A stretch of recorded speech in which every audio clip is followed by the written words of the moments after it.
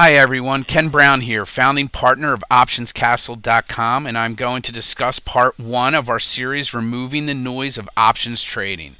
This discussion's on options basics. So basically, what are options?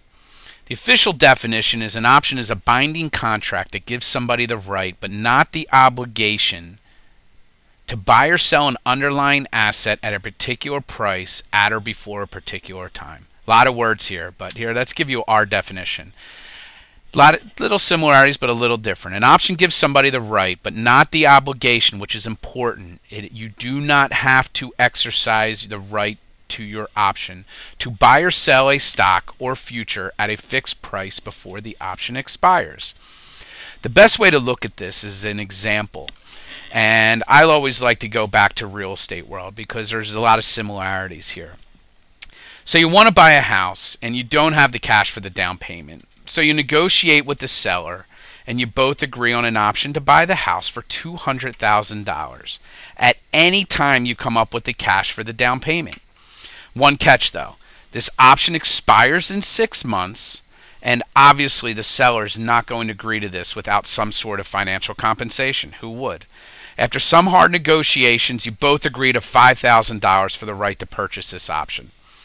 6 months pass, you finally come up with the cash that you need for your down payment, and there's basically 3 possibilities that can occur in those 6 months. 1, the value of the house goes up.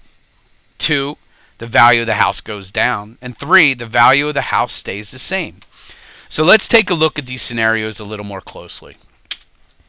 Here's scenario 1. The house is now worth $300K. I don't know, something great happened and it was the real estate boom, and you still get to buy this house for $200,000 plus the option price that cost you $5,000. So your total cost is $205,000. Simple math here. The house is now valued at $300,000, cost you $205,000. Total equity or quote unquote profit is $95,000. Sounds pretty good, right? Here's scenario 2. The house is now worth $150,000. Again, same simple math. Purchase price $200,000, option price $5,000, total cost is $205,000. House value, here it is, $150,000. Total cost is $205,000. And total equity, that shouldn't say profit because that's a loss. You lose $55,000. The third scenario, house is still worth $200K. Same math. Here we go. We're still in it. You still buy it for $205,000. House value is $200,000. Total cost is $5,000. Not a profit. You lose $5K, but little difference. So obviously in scenario 1, we're going to exercise our right to buy this house. I mean, it's a no-brainer. Who doesn't want to make $95K? Scenario 2, pretty clear here as well. Who the heck's going to exercise their option to buy the house at $200K when you can go back to the dude and say, hey, I'll give you $150,000? I don't know. I don't know about you, but I'm not exercising that option.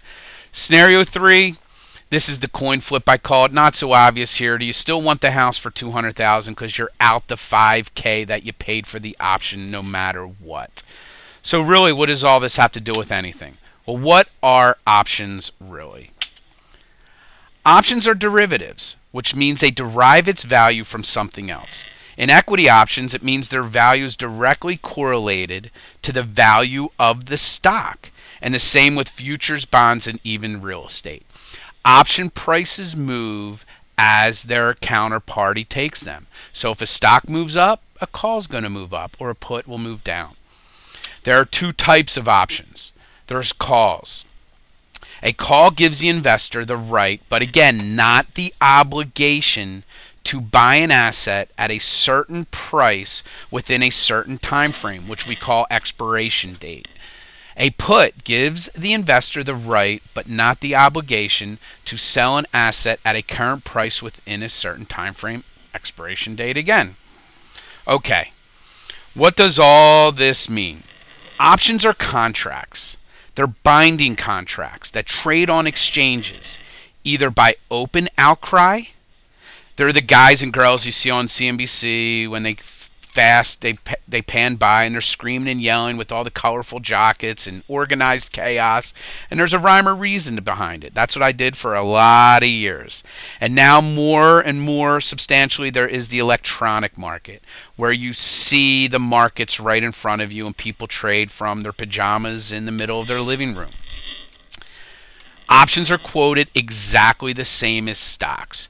There is a bid and an ask. And we will get into this in later chapters because it's pretty important, because you need to understand that the difference between the bid and the ask can affect your profit and loss substantially.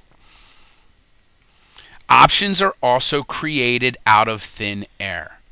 Where stocks have a fixed number of shares, the company decides how many shares they want to float, depending on how much money they want to raise. This is not the case for options. They can have as many or as little contracts. Contracts is the options term for shares, basically, as the interest for that particular option dictates. So again, Ken, why are you telling me this? Well, if options are created out of thin air between a buyer of an option, quote unquote, someone who is long the option, and a seller or option writer, quote unquote, someone who is short, they have a zero-sum profit and loss. Meaning, if someone makes $1, someone has to lose $1. Think about it and go back to our real estate example. In scenario 1, the buyer profits $95,000, not too shabby. Who loses out on the $95,000? The seller does, because he could have sold the house to someone else for $300,000, but he was stuck on this binding contract. In scenario 2 and 3, the seller gets to keep the $5,000, the options premium, and continue going about his business and has an extra $5,000 because the buyer might or might not exercise the right to buy the house. Let's take a look at a more realistic trading example. XYZ is trading $94 a share. We decide we want to buy a November 100 call in September and pay $2 a share for this option. Let's just assume, just for this example, our option expires in 45 days. So this call is going to give us the right, but not the obligation, to buy XYZ for $100. Right? So we remember our definition that gives us the right, but not the obligation, up until the contract expires in 45 days. So let's take a look at the 3 possible scenarios. Scenario 1, XYZ goes to $120 a share. Scenario 2, it gets hit and goes down to $80 a share.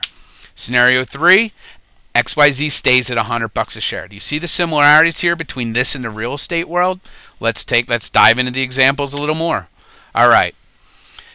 Very similar to our real estate example. Buy XYZ for $100. Cost of the option's $2. Total purchase price for XYZ is $102.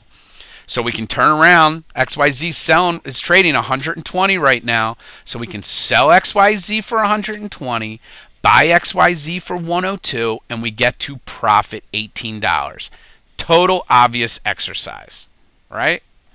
Scenario 2, same math. Total purchase price is $102. We get to sell XYZ at $80 because that's where it's trading now. Buy XYZ for $102, and our loss is $22. Is this a trade you want to make? Because if it is, this isn't for you. If it isn't, keep on going because this works out well. Scenario 3, again, not so clear what we want to do here. Total purchase price is $102. We can sell out XYZ at $100, buy XYZ for $102, and our total loss is $2. This is the tricky one. This is why I keep going back to the coin flip.